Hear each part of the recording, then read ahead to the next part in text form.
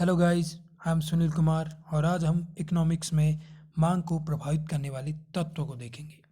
इसी को घटक भी बोलते हैं, यही कारक भी है और यही मांग को निर्धारित करने वाले घटक या मांग के निर्धारक तत्व भी है।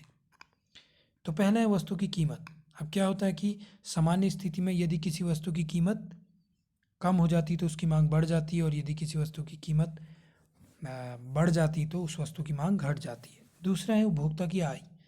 तो क्या है कि उपभोक्ता की आय यदि अ, उपभोक्ता की आय बढ़ जाती तो उसके द्वारा वस्तुओं की मांग भी बढ़ जाएगी और यदि उसकी आय घटती है तो मांग भी घट जाएगी। पर क्या होता है कि श्रेष्ठ और सामान्य वस्तुओं के लिए तो क्या होगा, आय के बढ़ने पर मांग भी बढ़ेगी, लेकिन जो घटिया वस्तुएं होंगी उस पर क्या होगा, आय के बढ़ने पर मांग घटेगी। ठीक हो गया। उसके बाद अगला है वस्तु की उपयोगिता। अब जो वस्तु ज़्यादा उपयोगी होगी उसकी मांग ज़्यादा होगी और जो वस्तु कम उपयोगी होगी उसकी मांग कम होगी। उसके बाद अगला आता है स्थानापन्न प्रभाव। अब स्थानापन्न प्रभाव में क्या है, स्थानापन्न वस्तुएं जैसे चाय कॉफ़ी हो गई, वनस्पति घी या घी, इसी तरह से रिफाइंड ऑयल या सरसों का तेल। तो क्या है कि यदि चाय की कीमत बढ़ जाती है तो कॉफ़ी की मांग अपने आप बढ़ जाएगी। इसी तरह से यदि रिफाइंड की कीमत बढ़ जाएगी तो सरसों की मांग अपने आप बढ़ेगी। ठीक क्यों? क्योंकि क्या है, उसका ऑप्शन है, उपभोक्ता सस्ती वस्तु को खरीदना चाहेगा।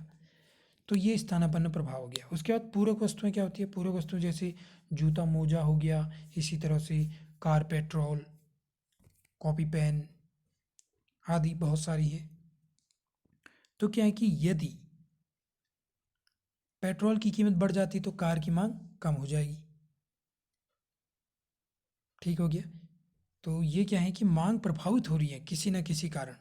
इसी तरह से धन का वितरण, यदि समाज में धन का वितरण समान रूप से होता है तो जो अमीर वर्ग है या जो उच्च आय वर्ग है वो क्या करेगा, विलासी वस्तुओं पर अधिक उपभोग करेगा, लग्जरियस जो वस्तुएं होती है। उसके बाद अ, अगर गरीब वर्ग की बात करें तो आवश्यक वस्तुओं की मांग ज़्यादा करेगा। उसके बाद अगला है रुचि और फैशन। तो रुचि और फैशन भी क्या करता है, मांग को प्रभावित करता है।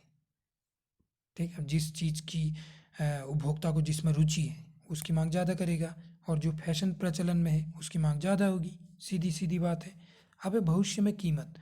अब क्या है कि भविष्य में कीमत या तो बढ़ सकती है घट सकती है। क्या पॉसिबिलिटी है, क्या संभावना है?